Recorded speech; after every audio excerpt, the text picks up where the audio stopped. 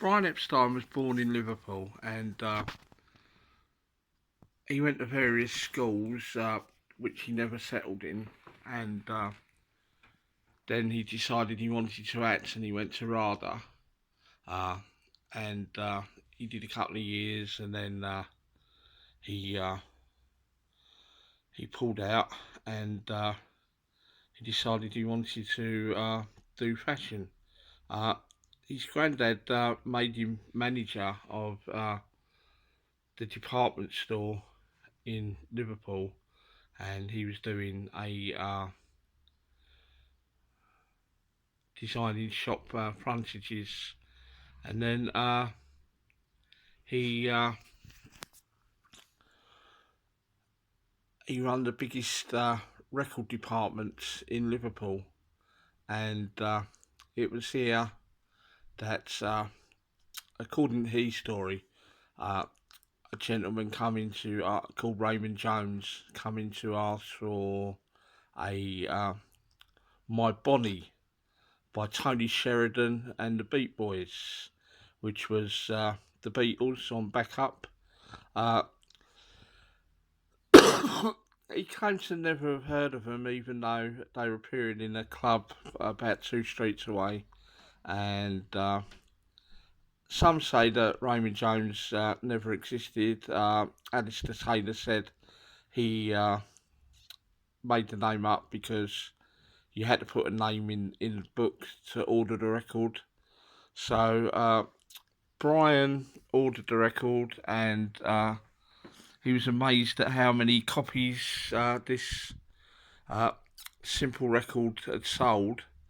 So he heard that the Beatles were appearing uh, in the Cavern, which was uh, in Matthew Street, and he went along, and so the story goes, he was attracted to John Lennon.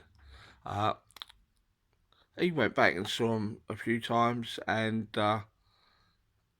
he spoke to lawyer friends, and he decided that he would try and be their manager. He he smartened them up. Apparently, at first, Paul McCartney was against it, but they all agreed, and he became their manager, and he spent uh, a good while trying to get them a record contract, and it was uh, turn down after turn down, and he took a tape of their Decca rehearsal, because he got them a rehearsal at Decca that they were turned down for, because the A&R man, Dick James, told the man that was responsible for signing the groups that he could either have the Beatles or Brian, Paul and the Tremolos, and he claims he chose Brian, Paul and the Tremolos because they were nearer. Uh, the actual audition, it's a few original songs and it's covers, quite old-fashioned covers, but I did notice that George's guitar in particular was a lot superior to the earlier Beatles albums. So it always seemed to me that maybe uh, Tony, not Tony, George Martin uh, probably toned down his guitar playing in production, and listening to it.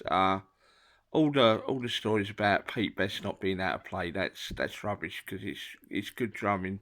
Uh, it's loud, and more loud than the studio, but bearing in mind he hadn't had much experience of being in the studio, and they played clubs where you had to play loud to be heard.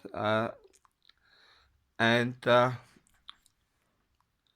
but Then George Martin said, "I can use the group, but I'm not sure about the drummer." Uh, this led to them wanting Ringo in, that they've become friendly with in uh, in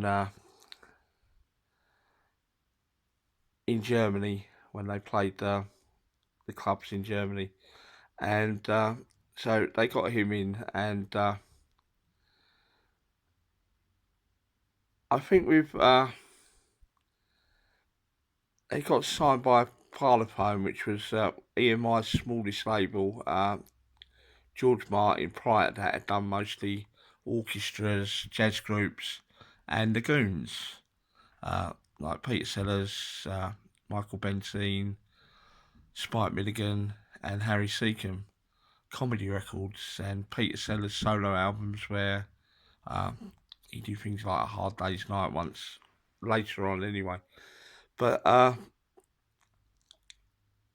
think with Brian Epstein, uh, he was naive financially, but he knew how to present the Beatles. Uh, I think they may never have been discovered, or they may have signed for a label and put out a few singles, and that would have been that. But he knew how to present them, and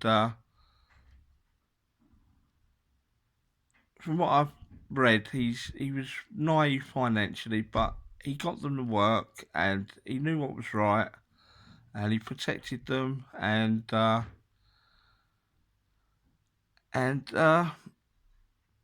he got them out there. Uh, and they had unprecedented success. Then in '67, unfortunately, he died, and